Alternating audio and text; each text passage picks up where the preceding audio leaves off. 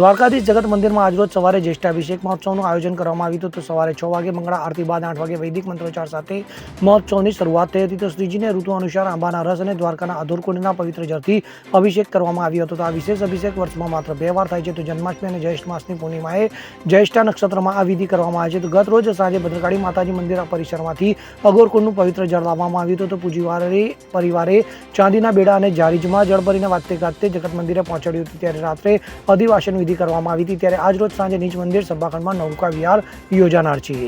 Bureau report CN24 news. હવે જુઓ દેશ દુનિયાની તમામ ખબરો તમારી આંગળીના ટેરવે. ઉઠાવો મોબાઈલ અને Google Play Store પરથી ડાઉનલોડ કરો અમારી CN24 ન્યૂઝ મોબાઈલ એપ.